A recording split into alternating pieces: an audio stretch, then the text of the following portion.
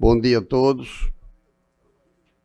Sob a proteção de Deus, declaro aberta a sessão da primeira Câmara Civil do Tribunal de Justiça, nesta data de 9 de abril de 2023.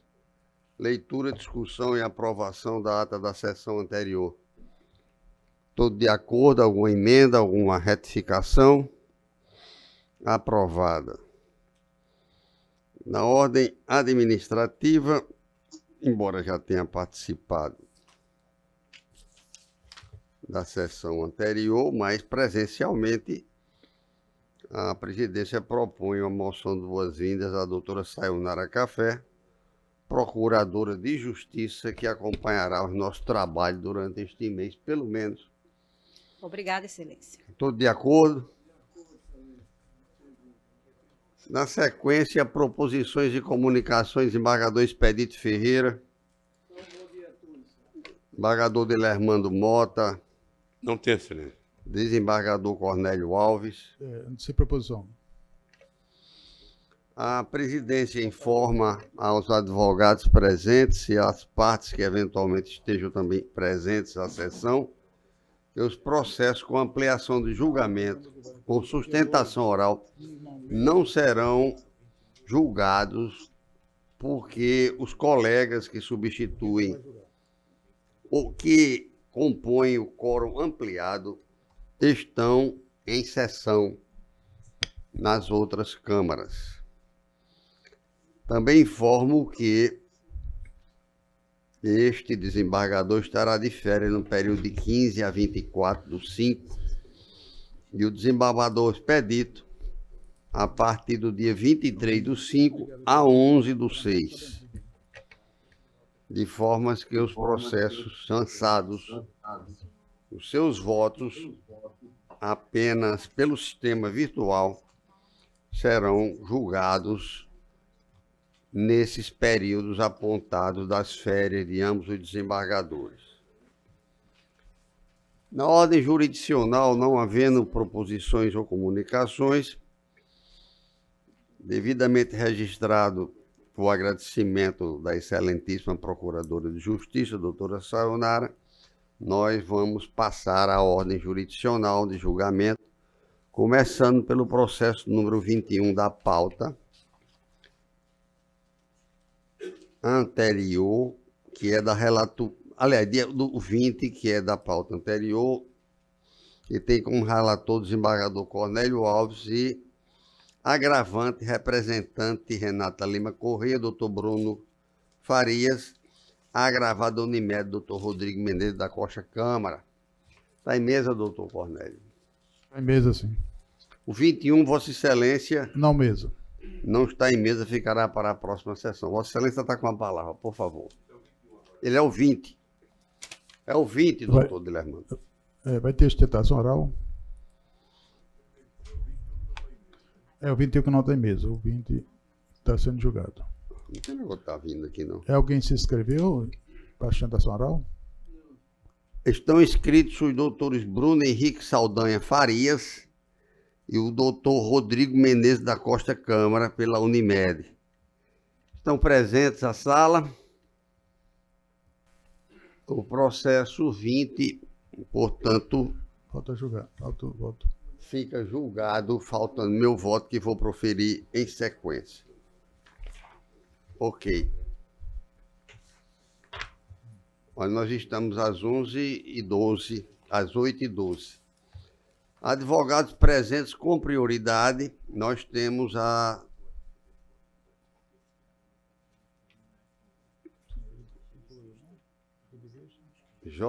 doutora Josenanda Fabrícia, para julgar o 14 da relatoria do desembargador Expedito.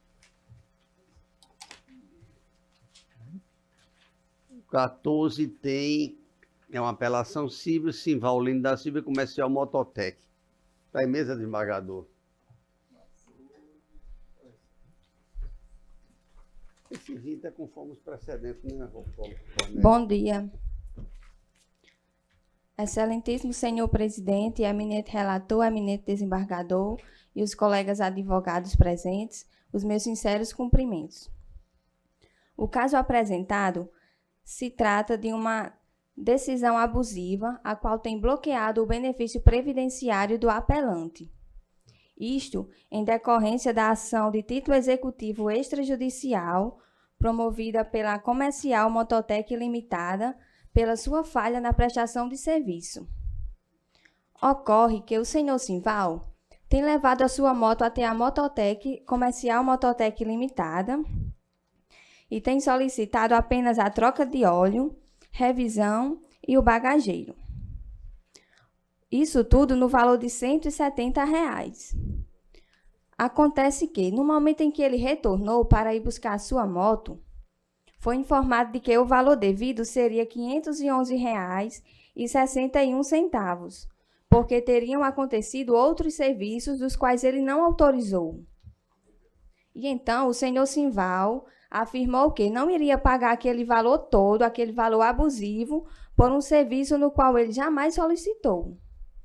Então, ele iria pagar apenas os R$ 170, que foram o que aconteceu. Ele pagou o valor do serviço devido, R$ 170.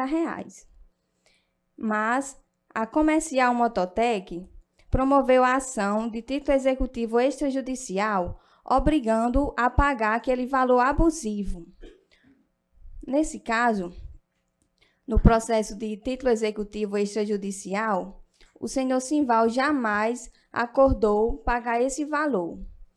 Então, no processo anterior, o acordo que existe lá não foi assinado por ele. Quer dizer, ele informou que jamais assinou aquele documento consciência, pois o único documento que ele tem assinado, no qual a sua representante legal do processo anterior o chamou, se referia aos honorários advocatícios, jamais acordo.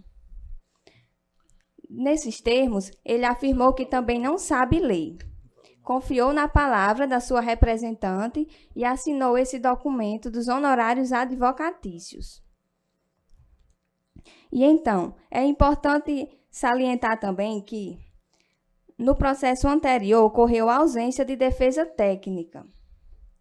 E, durante aquele processo, ele sofreu graves constrangimentos. O primeiro foi a restrição de sua moto, posteriormente, o bloqueio em sua conta poupança com valor inferior a 40 salários mínimos e, por último, o bloqueio em sua conta previdenciária, a qual deu início à presente ação, apelada. E então, nesse caso, requeremos que a ação anterior seja declarada extinta sem julgamento de mérito, devido à falha na prestação de serviço e à cobrança abusiva, e que, no processo apelado, seja procedente a indenização pleiteada. Obrigada. Excelência, o voto já está disponibilizado. Solenemente, direito civil processual de indenização por danos morais com pedido de tutela de urgência, sentença de improcedência, apelação civil, alegação de que o apelado vem fazendo cobrança por serviço não solicitado, partes que firmaram acordo sobre o serviço em outro processo, homologação judicial, apelante que afirma desconhecer o acordo firmado judicialmente, alegação de fraude, não comprovação, acordo assinado pelo apelante, apelante que não impugnou a assinatura presente no acordo homologado judicialmente, transação judicial homologada, que produz efeito de coisa julgada, extinguindo-se a controvérsia e definindo os direitos, doutrina, ato em lei, inexistência, manutenção da sentença, apelo conhecido e desprovido, excelência. Mantendo a sentença, o 11 agora da doutora Adriana Fernandes informa aos advogados que a prioridade para presencial é até o início da sessão, com registro junto ao oficial de justiça. Doutora Adriana Fernandes, o 11 da relatoria do desembargador expedito. Pois não, doutora?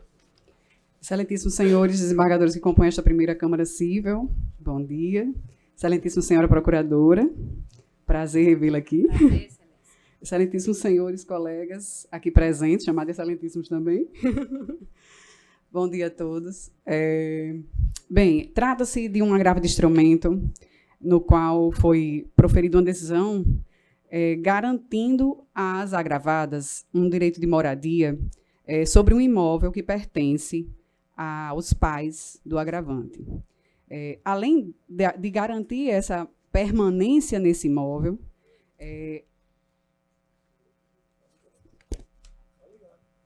A doutora representa quem, doutor? a parte agravante. Esse é o número 11. Está sendo provido. Acho que a unanimidade talvez dispense se não tiver outra parte. Tudo bem, dispensa. Vossas Excelências que votam aí. Já está votado. Para poupar o tempo de vocês. Nessas oportunidades, embargador Cornélio, eu deixo sempre ao relator a iniciativa de dizer, olha, está provido, Vossa Excelência dispensa a sustentação oral. Não pronunciei. Não sou relator. Não, mas é uma colaboração de qualquer maneira, por isso que eu não fiz. Tá? Ok. Então, votado conforme dispõe o relatório e o voto do relator. Na Obrigada, sequência, então, o bom trabalho. 17 Prazer, doutor. da relatoria do desembargador Dilermando Mota, tem a descrito advogado Vladimir Capistrano. 17. Da relatoria do desembargador Dilermando Mota.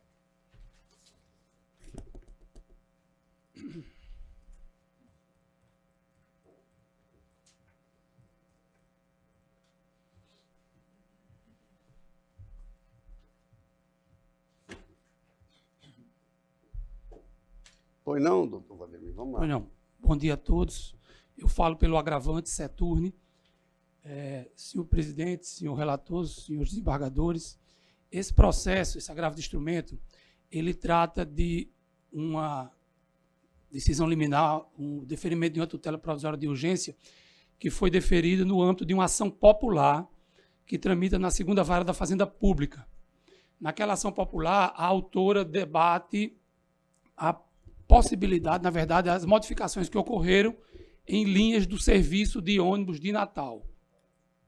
E o fundamento legal inicial da ação popular é que qualquer alteração nas linhas do serviço de ônibus de Natal precisavam seguir determinados procedimentos que estavam fixados numa lei municipal, numerada como Lei Municipal 622 do ano de 2020.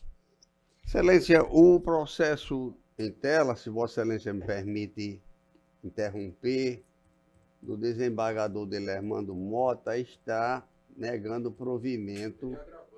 Sou agravante. Sou eu sou advogado do Mas assistente aqui do diz o agravante. seguinte, só para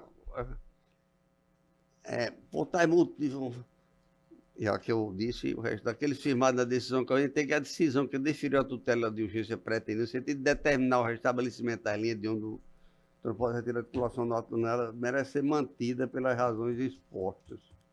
É isso. Por favor, doutor Vladimir, desculpe. Então, excelências, o juiz de primeiro grau, a inicial, ela trata da vigência dessa Lei Complementar Municipal 622 de 2020. Após a manifestação do município do Natal, que é réu naquela ação, e do Seturne, que também é réu naquela ação, o juiz de primeiro grau defere a tutela provisória de urgência, sob o fundamento de que a Lei Municipal 622 de 2020 não tinha sido atendida nas modificações ocorridas nas linhas do serviço de ônibus. Ocorre, excelências, que 2 dias após o deferimento da medida liminar, o plenário deste tribunal, à unanimidade, julgou inconstitucional a pré-falada norma, a Lei Municipal 622 de 2020. Com esse julgamento do Tribunal de Justiça, do Pleno do Tribunal de Justiça, e após a publicação do acórdão da ação direta de inconstitucionalidade, o Seturne opôs embargos de declaração em face da decisão monocrática do juízo da segunda vara da Fazenda Pública e também pedido de reconsideração, alegando que a lei municipal que fundamentou a inicial da ação popular e que fundamentou a decisão liminar, ela deixou de ter validade. Por quê? O tribunal declarou a sua inconstitucionalidade. Esse foi o fundamento dos embargos de declaração e do pedido de reconsideração, que foram rejeitados pelo juiz de primeiro grau sob o único argumento de que a decisão do Tribunal de Justiça só teria eficácia após o seu trânsito em julgado. O município de Natal agrava dessa decisão. E é este agravo que Vossas Excelências estão julgando na manhã de hoje.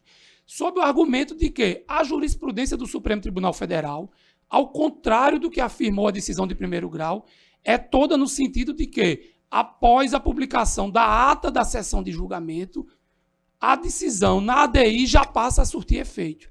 E no caso aqui do processo em análise, Excelências, mais do que a ata, foi publicado o próprio acórdão.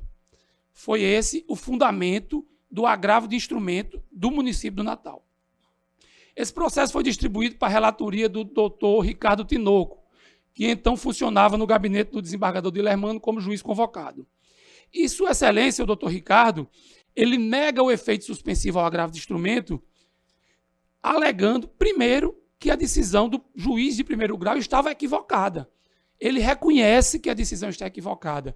Ele afirma expressamente em sua decisão que, conforme defende o agravante, após a publicação da ata de julgamento, a decisão na ADI já passa a surtir efeitos e que, portanto, a decisão do juiz de primeiro grau está equivocada, porque tinha que ter emprestado efeito, tinha que ter cumprido a decisão do Tribunal de Justiça na ADI, que tirou a vigência, que cessou a vigência da Lei Municipal 622 de 2020. No entanto, Excelências, após afirmar que a decisão de primeiro grau estava equivocada, o então relator mantém a decisão de primeiro grau por outros fundamentos.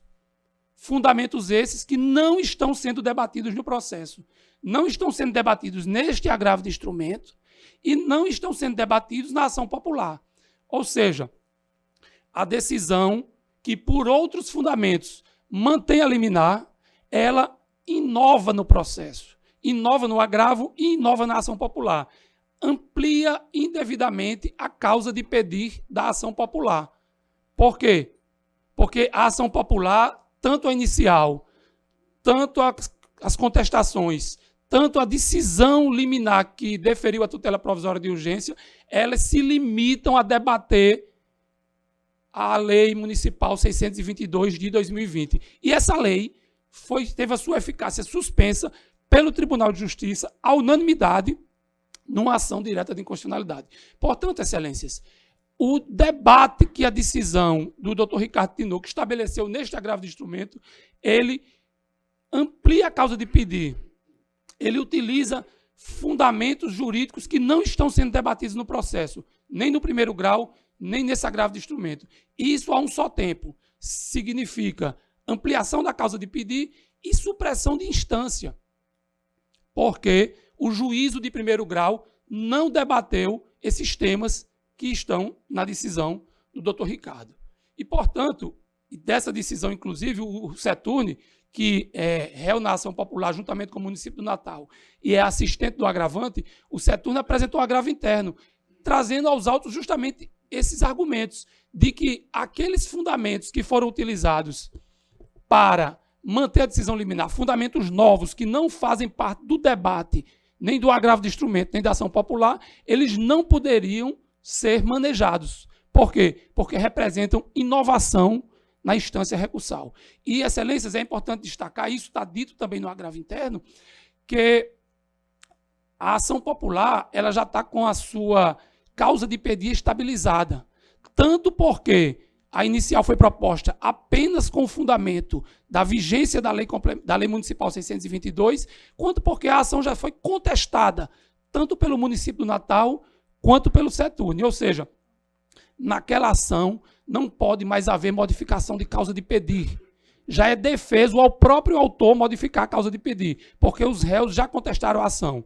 E muito menos, Excelência, seria possível, de ofício, se ampliar a causa de pedir, como foi realizado na decisão que indeferiu o efeito suspensivo do agravo, apesar de reconhecer o equívoco da decisão do juízo de primeiro grau, que é o objeto deste agravo. Então, Excelências, com esses fundamentos, reforçando tanto os fundamentos postos no agravo interno do Seturne, quanto no agravo de instrumento do município do Natal, o Seturne vem pedir o provimento do agravo de instrumento manejado pelo município do Natal para que a decisão de primeiro grau seja reformada e cassada aquela tutela provisória de urgência que determinou a suspensão das modificações realizadas nas linhas do serviço de ônibus de Natal. Agradeço a atenção de Vossas Excelências. Desembargador Dilermando, como já anunciado aí, Vossa Excelência está negando. Dando conhecimento de desprovimento do agravo interno e do agravo de instrumentos. Tem aqui município Natal e Natália Bonavides, não é? Do outro lado, a parte que intentou ação popular, Natália Bonavides, que é a parte agravada. Deputada federal, não é? Parece que falta um voto ainda. Eu vou pedir vista do processo, não apenas para verificar essa questão da inconstitucionalidade da lei declarada pelo pleno deste tribunal, mas também a questão do cabimento da ação popular. Porque, em rigor, a ação popular, ela serve para anulação de ato lesivo ao patrimônio público, à moralidade administrativa, ao meio ambiente e ao patrimônio histórico e cultural. Então, vou verificar essa questão de ordem processual e também a questão da inconstitucionalidade da lei, além da razoabilidade do ato, pedindo vistas, portanto, este desembargador. Na sequência, nós temos a relatoria do Dr. Cornélio 21, que não está em mesa, foi anunciado antes. O doutor André Luiz de Oliveira está inscrito, mas o doutor Cornélio não tem um processo pronto para julgamento, doutor. Fica para a próxima sessão. E, na sequência, o 12 e o 13 da relatoria do desembargador expedito, doutor Arthur Felipe, processos para os quais eu estou impedido, passa a presidência ao próprio desembargador. Não estão em mesa.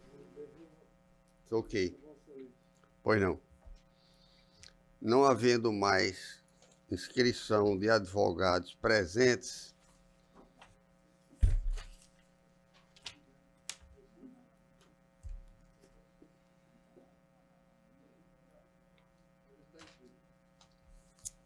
aqui, como é o nome? O 3 é da minha relatoria, não é? Pois não, doutor Ramon. Vossa Excelência fala por... Pois não, com a palavra.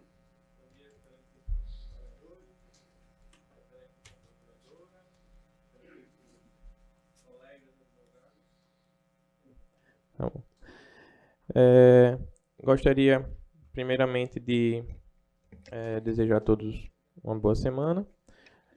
Inicialmente, Excelências, o presente recurso trata de uma sentença que julgou improcedente o pedido de revisão de um contrato de financiamento bancário, certo?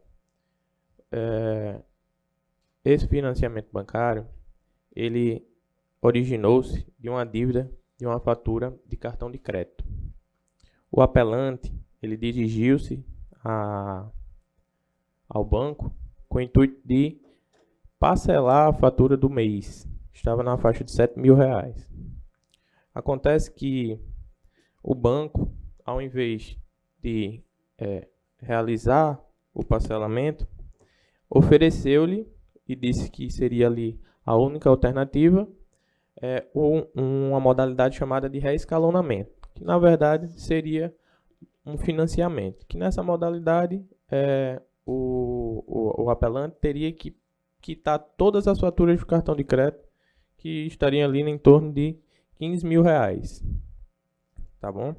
E aí, como resultado desse financiamento, desse reescalonamento, o apelante, que tinha uma dívida de R$ 7.000 da fatura que ainda sequer estava vencida, ele acabou contraindo uma dívida de R$ 34.245.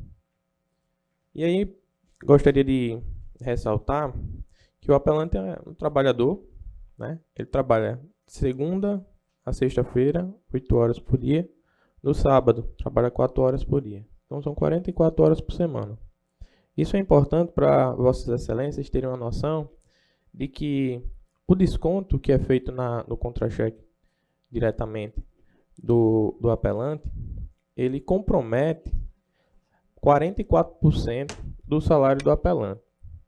Se vocês fizerem um cálculo aritmético simples, a gente leva à conclusão de que o apelante ele trabalha cerca de 4 horas por dia para o banco.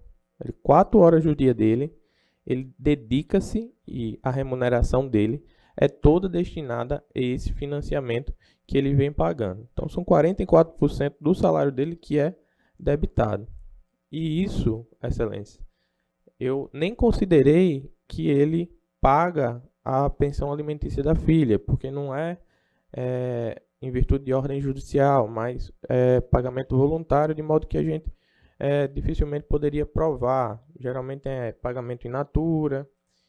E, além de tudo isso, ele mora de aluguel. Aí veja, uma pessoa, o apelante, ele ganha na faixa de R$ 1.300 líquido com o desconto que o banco faz. Tem que dispor de mais de quase R$ 1.100 só para o banco, que seria aí parcela considerável do salário dele. E aí a gente, eu gostaria também de ressaltar a questão dessa reiterada tese do Pacto Sunt Servanda, como também do contrato fazer lei entre as partes. Isso porque nas contrarrazões da apelada trouxe esses fundamentos. E aí eu acho, e também é muito comum a gente ver os bancos defenderem a tese de que a revisão de contratos acaba sendo regra e não exceção.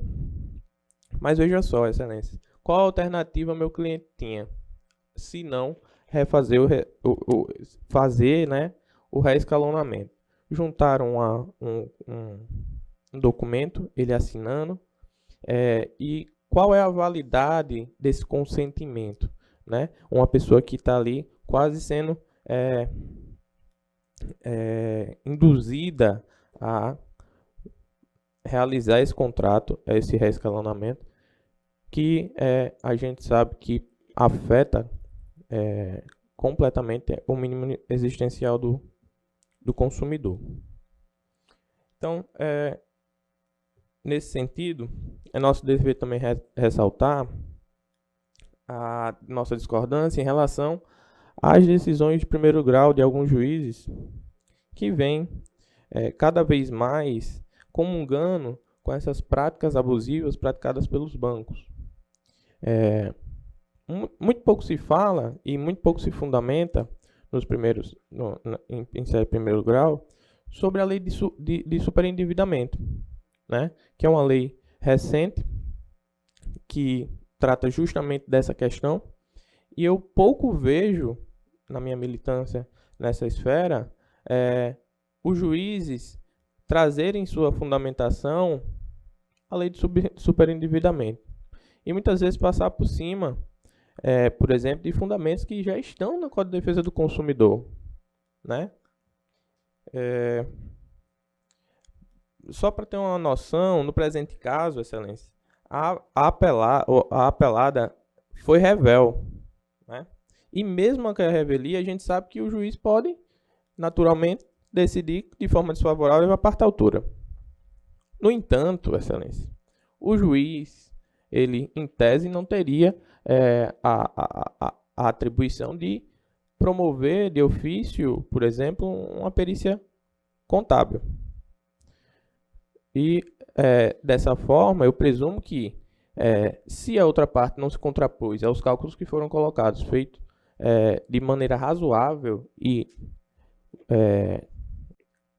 condizente com a realidade do financiamento, me parece que deveria ser presumida verdade. Embora a presunção seja relativa, o juiz ele não poderia se contrapor a um parecer técnico e contábil sem que tivesse outra perícia para contradizer aquele parecer que foi colocado inicialmente. A inércia do banco é claramente resultado, né? Essa inércia dele não se opor ou simplesmente deixar de apresentar contestação, deixar de apresentar defesa, é um resultado justamente dessa comunhão de alguns juízes. Observe que, no presente caso, a sentença que está sendo guerreada faz menção a precedentes de 2008 e 2010. Um dos precedentes, Excelência, faz menção à revisão de um financiamento, de um contrato de financiamento. E nesse contrato de financiamento, o juiz federal, o desembargador federal, aliás, ele julgou que um juros de 12% ao ano não seria abusivo. Mas veja só, Excelência, o presente caso está totalmente desassociado do precedente que foi juntado pelo nobre juiz Acó. O apelante, o juros anual que ele está sujeito é de 91,22% ao ano, né? E aí eu trago para Vossas Excelências a inclusão no artigo 6º do Código de Defesa do Consumidor, a parte da lei de superendividamento que assegura ao consumidor a preservação do mínimo existencial na repactuação de dívidas e na concessão de crédito. Aliás, Excelência, a lei de superendividamento, ele concebe até um procedimento específico para a gente fazer uma negociação, mesmo que de forma autocompositiva, e também traz diversas outras diretrizes que devem ser respeitadas na concessão do crédito. Além disso, o artigo 54C proíbe ao fornecedor de crédito pressionar ou assediar o consumidor para contratar qualquer tipo de financiamento. Então, existem centenas de julgados que fixam o parâmetro máximo de desconto no valor líquido do salário, a proporção de 30%. E aí, como eu ressaltei inicialmente, no presente caso, o que é descontado da folha de pagamento do meu cliente é 44,2%, o que é onerosamente excessivo, né? Excessivamente oneroso. Por fim, gostaria de reiterar que a apelada não contestou os cálculos, foi revel, apresentado pelo apelante, e que o cálculo apresentado é coeso, né, dentro da razoabilidade, é um cálculo aritmético não tão complicado, e diante de tudo que foi exposto, eu peço que o recurso seja colhido e provido, e a sentença em questão seja reformada. Desde já agradeço, e essas são minhas considerações. A sentença está sendo mantida com base na jurisprudência desta Corte e do Supremo Tribunal Federal a respeito da capitalização dos juros. Na sequência, esgotada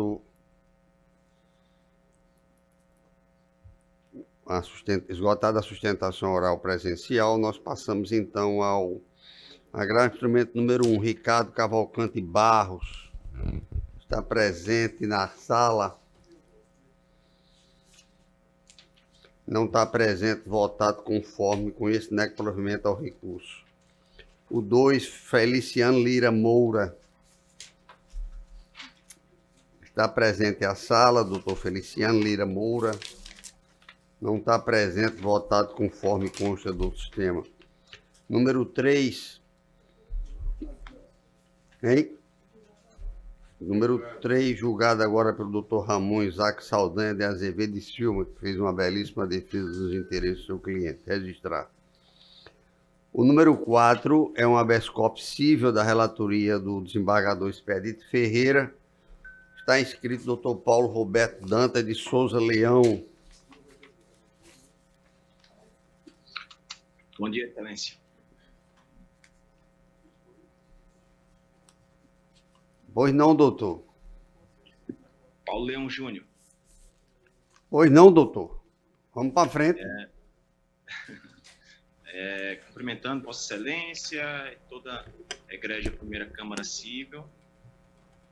Trata-se de um habeas corpus cível. O paciente, meu constituinte, é executado em uma ação de cumprimento de sentença de alimentos que tramita perante a terceira vara de família, com marca de Natal, na qual ali foi expedido mandado de prisão em virtude do débito. É um débito de alta monta.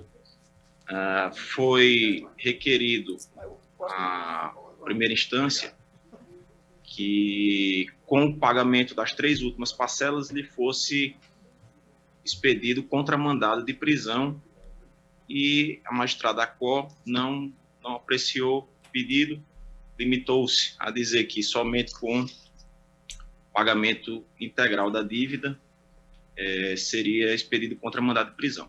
Então, foi manejado presente habeas corpus, qual teve a medida liminar concedida pelo eminente relator, né? E o motivo de minha sustentação oral é apenas chamar a atenção para alguns pontos que julgo importantes e que seja confirmada a liminar por seus próprios fundamentos, a liminar que concedeu a liberdade ao meu constituinte, né? O Superior Tribunal de Justiça, né, tem se orientado no sentido de reconhecer que a constrição da liberdade somente se justifica se for indispensável a consecução dos alimentos inadimplidos, para assim atingir o seu objetivo teleológico perseguido pela prisão civil, garantir pela coação extrema da prisão do devedor a sobrevida do alimentando. E, por último, a forma que espelha a máxima efetividade com a mínima restrição dos direitos do devedor. Então, o STJ vem fazendo uma releitura de sua súmula, e colocar o devedor de alimentos em prisão seria praticamente obstaculizar esse adimplemento total.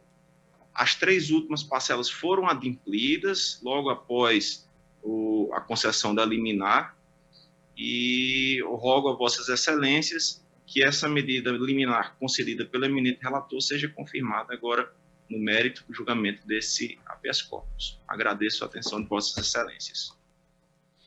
O resultado que está constando aqui, desembargador Expedito está concedendo a ordem, mas os votos seguintes estão pela denegação da ordem. Eu quero fazer uma observação, desembargador Cláudio, que pois não. Preliminar, eu apresentei o voto divergente, e eu acho que o desembargador Dilemando acompanhou, que com função dos autos, né, a gente, depois de consultar o sistema do tribunal de informática, verificou-se que tem um habeas corpus, número 2017-01-38-35, dígito 6, que anteriormente ele foi distribuído lá para o gabinete dos desembargadores Amilcar.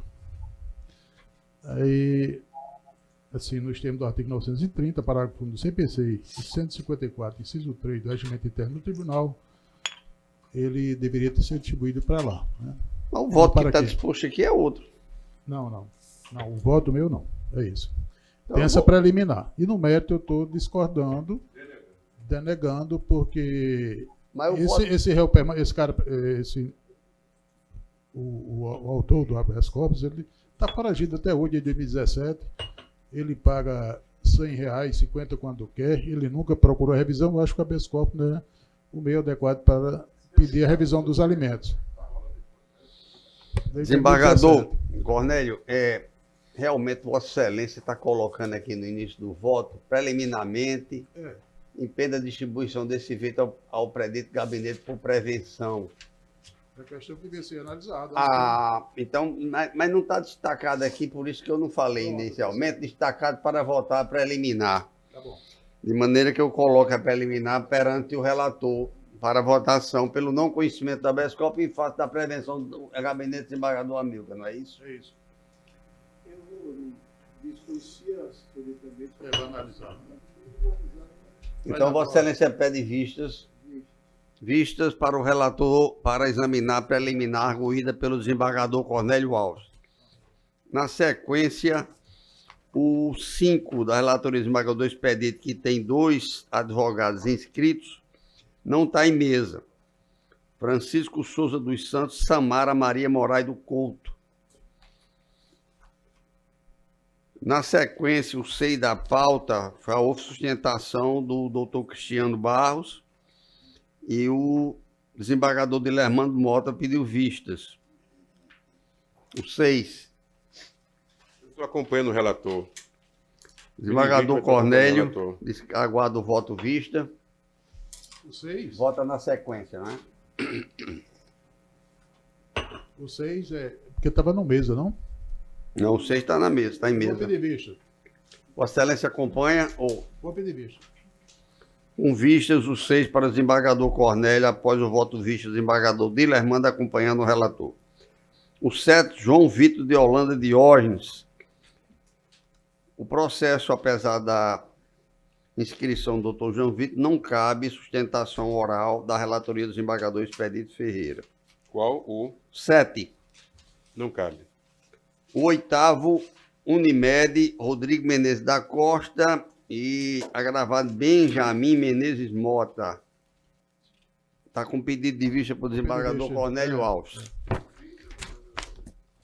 O 9, doutor Rodrigo Costa Câmara e Bruno Henrique Saldanha Farias. A relatoria do desembargador Expedito também não cabe sustentação oral. O 10, Maria Aparecida Lima da Costa, Unimed, Maria Paula de Melo Brandão está inscrita. Está presente a sala. Doutora Maria Paula de Melo Brandão. Não presente a sala, votado conforme o sistema. Dispensou. O 11.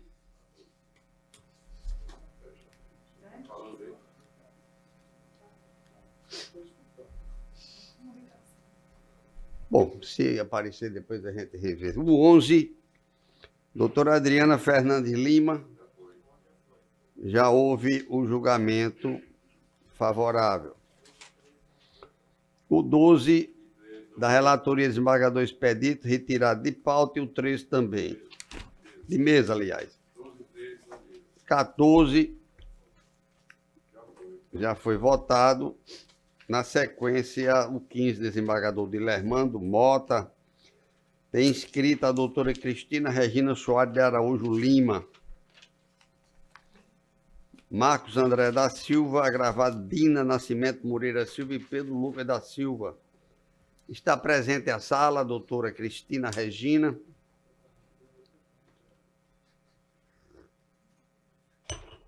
Se não presente, votado conforme consta do sistema. O 16, Ana Beatriz Ferreira Rebelo Pés Grave. Da relatoria do desembargador Dilermando Mota. Está presente a doutora Ana Beatriz Ferreira Rebelo Pés Grave. Não está presente a sala. O 17 foi julgado com um pedido de vistas para mim.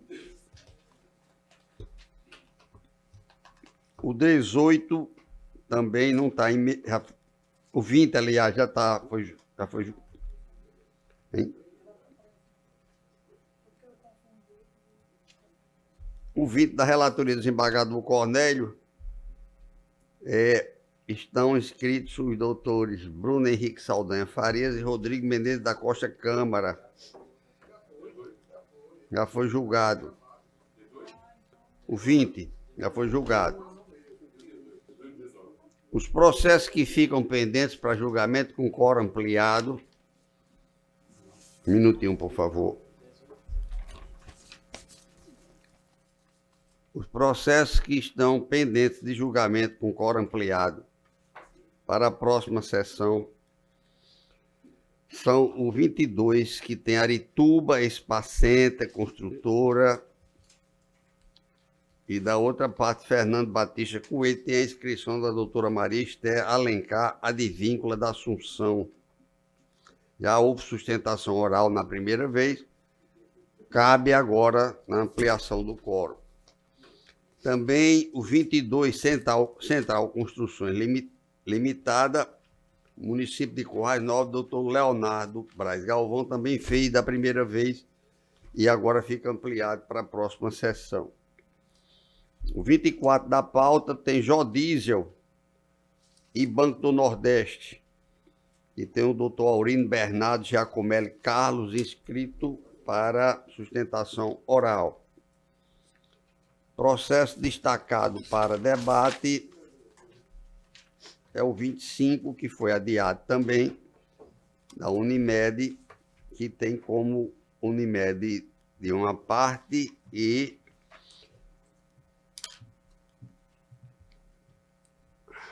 Igor Gadelha Guedes, advogado, da Cooperativa de Trabalho Médio de Unimed, então é dos dois, não é?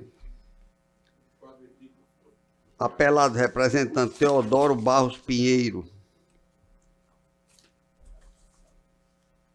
que também dá voto divergente do desembargador, foi determinada a convocação de outros julgadores. Mais algum processo em mesa, senhores? Algum advogado presente perdeu aí o tempo, quer julgar o seu processo, quer fazer sustentação oral, estava inscrito na sala da sessão. Pode falar, doutora. Levanta um pouco, fala mais perto para a gente ouvir, por favor.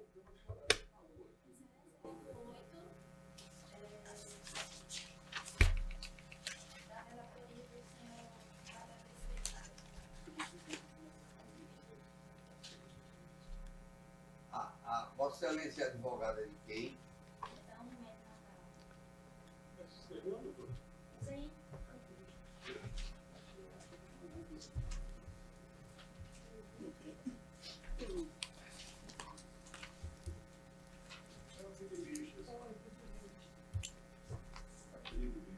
Tá certo. E o 9, Excelência?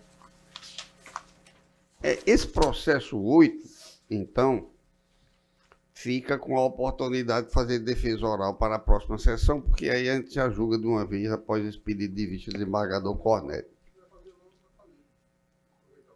Não, mas... Vossa Excelência... Melhor, porque eu também tenho, tanto do desembargador Cornélio tem um compromisso que eu também tenho de médico também. Mas o fato é o seguinte... Faz de uma vez. Só um minuto, por favor. É da relatoria do desembargador Expedito, não é? Isso, Excelência.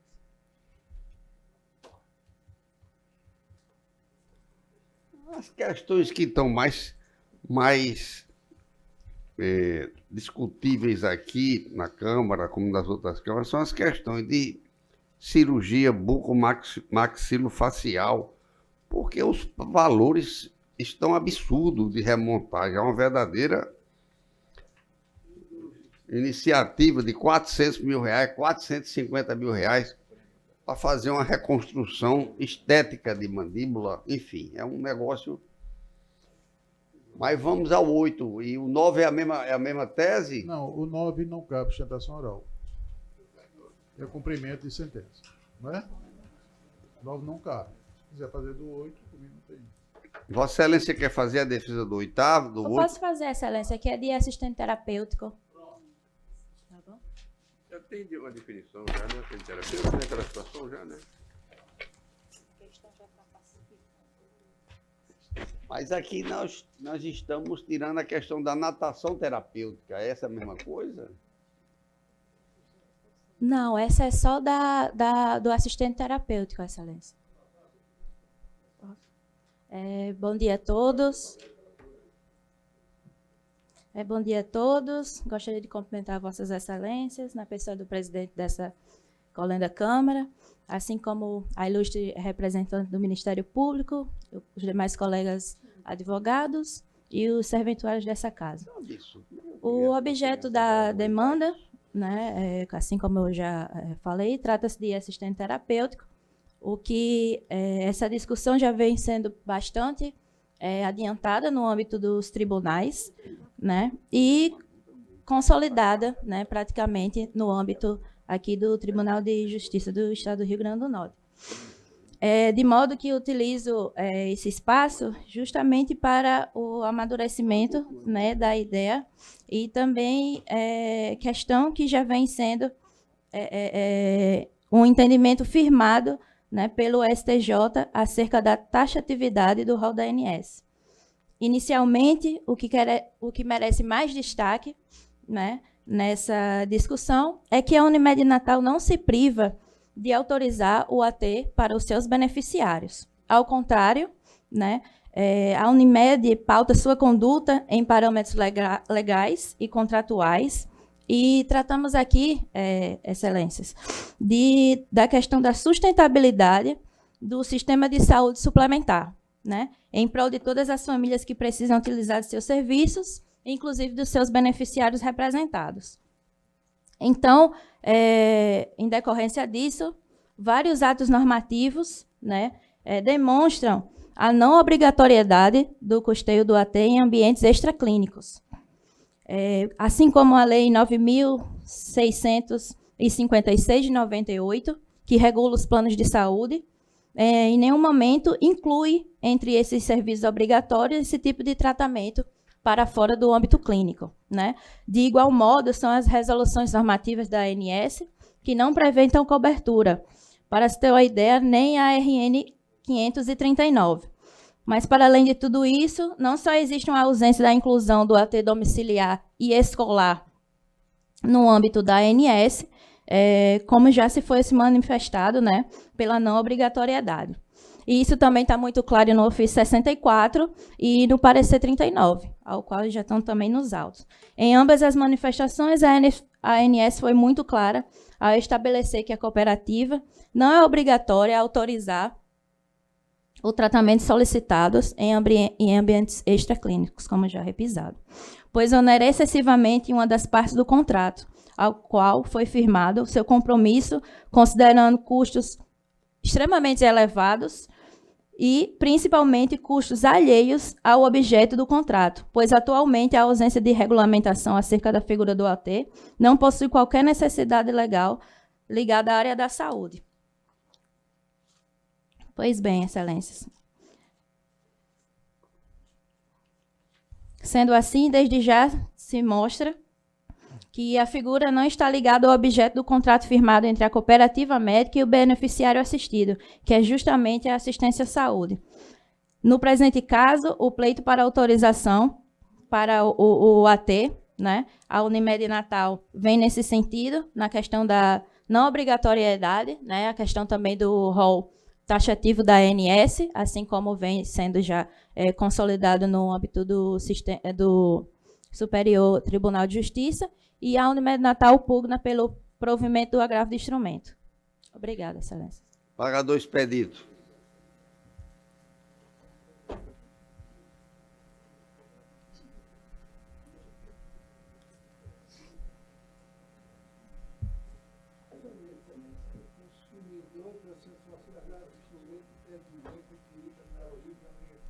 Plano de saúde, criança diagnosticada com transtorno de espectro autista, tratamento disciplinar indicado pelo médico do paciente.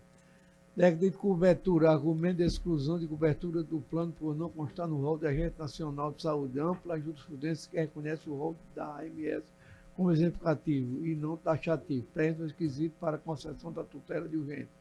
Limitação das sessões de terapia abusiva das restrições, pressão médica expressiva, prevalecendo do direito à saúde.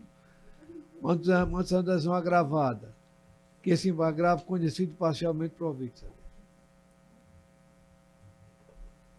Ok. Eu posso até já botar, senhor presidente, é o seguinte, eu concordo parcialmente com o voto do relator, mas em relação ao tratamento prescrito, ele deve ser feito na rede credenciada. Vossa Excelência aceita a ponderação do desembargador expedito, como a gente tem julgado aqui, não é? Agora, eu não vou votar, Não foi levantado em Paulimento. mas ele está No fazendo... recurso tá, mas no recurso tá. No recurso tem essa questão. Os precedentes são na rede credenciada. Da Vossa Excelência... Mas não foi levantado, não. Mas deu minha coisa. Bom, porque aqui, olha, eu não voto nesse processo, mas vou fazer um comentário porque as questões são muito parecidas, embora diversas, né? Mas veja bem, aqui foi a tutela, a doutora da Unimed também pode escutar, a tutela foi numa terapia ocupacional 2 vezes por semana durante 45 minutos. 3 vezes por semana de fonoaudiologia por 45 minutos. Psicomotricidade 1 vez por semana durante 45 minutos. Psicologia, 15 horas semanais. 15 horas semanais significa 5 vezes 3 horas.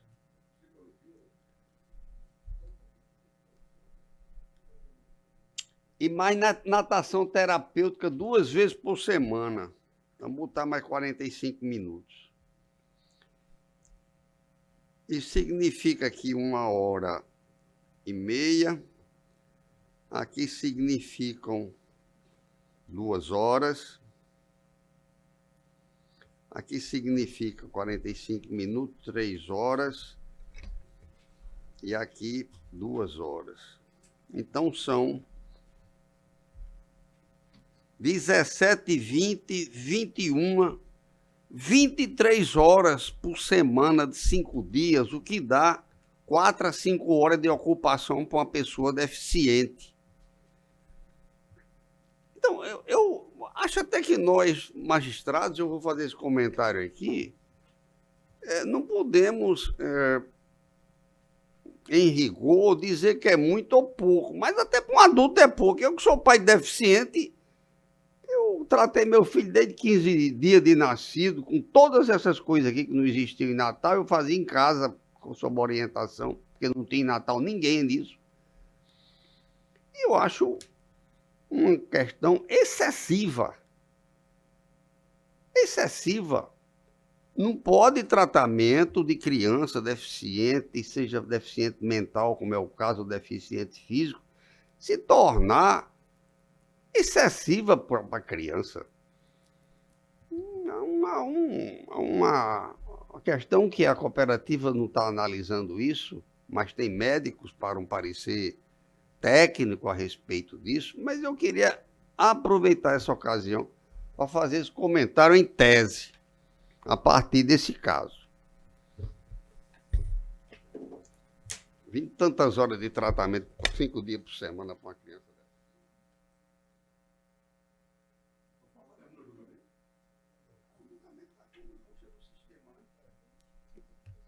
Antes de terminar a sessão, eu peço a palavra ao presidente para... Pois não, senhor presidente. Obrigada, excelência. Eu gostaria de fazer uma sugestão para nós todos, uma reflexão. Se não seria interessante, sempre que nós não fôssemos trazer o processo, quer dizer, o processo não está em mesa, e como nós já temos conhecimento antecipado que não vamos trazer, que comunicássemos à redação judiciária, porque nem colocaria na pauta, nem o advogado viria, né? Porque os advogados têm vindo muito, aí chega aqui não mesa, quando na verdade a gente já sabe antecipadamente que não vai trazer, então seria o caso de a gente comunicar, porque, né, o advogado não viria, né? Porque a gente já sabe que se não vai trazer, né? Então já comunicaria antecipadamente, já faria contato com o advogado nem viria, né? Mas às vezes é uma questão de última hora, né? Às vezes acontece de última hora. Às vezes é uma questão de última hora, mas a Vossa Excelência tem procedência na... Porque quando a gente tem razão, a gente já tem assim, convicção que não vai trazer o processo, é só perder tempo, o advogado chegar e volta, né? Não mesmo, né? Vários têm voltado, né? Bom, mais alguma questão? Poxa, tem alguma advogada também está querendo falar? Quem é? Isso. Que está na sala? Sou eu, excelência. Bom dia ela a todos. Doutora, a senhora se identifique, por favor. Bom dia. Me chamo Antônia Andrade de Lima e, segundo Correto. Mônica me informou, o meu processo foi citado aí, mas eu estou aqui desde as 8 horas, antes de abrir a pauta, inclusive, e eu não vi chamar. Me desculpem aí, mas eu pedi sustentação oral nesse processo. Doutora, Antônio Andrade de Lima Mendonça, o 18 da relatoria do desembargador Dilermando Mota. Sim. A senhora que estava presente, sem a menor dúvida, a palavra da Vossa Excelência tem toda a nossa consideração e, sem dúvida, é procedente, mas a senhora não se fez ouvir de qualquer... Doutor, assim, o senhor citou algumas sequências aí, mas me desculpe, eu não escutei chamar nem o número do processo, nem o meu nome. Pois não. Mas nós estamos aqui para... Nós estamos aqui, doutora, exatamente abrindo espaço para considerar isso, certo? Pronto. Mesmo que a senhora não tivesse se fazido ouvir, ou a gente não ter escutado, ou eu não ter citado, tudo pode ter acontecido. Nós estamos aqui para consertar essa eventual omissão. Ele é advogado de quem? Do agravante, né? Está dando provimento ao recurso de Vossa Excelência. Dando provimento, viu? Determinando a manutenção do contrato. Nos termos... sem reajuste. Sem reajuste. Sem reajuste, da maneira como foi deferida a liminar, isso? Exatamente. Pronto, eu agradeço. Bom dia a todos para você. Tá certo. Quero aqui dar a minha saudação a todos vocês. Tá né? Satisfeita? E bom dia para vocês, muito satisfeita, inclusive Muito a bem. agravante sou Ótimo. eu mesma. Maravilha. Esse processo eu advogo em causa Bom dia para a própria. senhora e parabéns pela sua compreensão. Muito obrigada e bom dia para vocês e bom trabalho. Obrigado. Mais alguém presente na sala que queira fazer alguma consideração? Algum advogado? Algum defensor? Alguma parte? Ministério Público? Excelência, gostaria de obter a palavra. Pois não, doutora Sayonara, por favor. Primeiramente, eu gostaria de manifestar, reiterar, como sempre eu faço questão de externar, a minha satisfação de estar tendo assento perante a primeira Câmara Civil, ter o prazer de interagir, ainda que pouco, com Vossas Excelências, desembargador Cláudio Santos, desembargador Dilermando, desembargador Expedito, desembargador Cornélio, é sempre um enorme prazer. E também agradecer a gentileza de sempre da equipe maravilhosa de servidores da primeira Câmara Civil, a começar por Jaqueline, Dione, oficiala de Justiça, Mônica, que eu conheci recentemente, Cíntia, que foi gentilmente me orientou aqui no acesso de todo o equipamento à disposição do Ministério Público, e dizer que me sinto sempre honrada de fazer parte dessa primeira Câmara Civil. E agradeço a atenção de todos e a gentileza. Muito obrigada, Excelência. Para todas, a senhora sempre é muito bem-vinda e muito querida aqui nesta Câmara.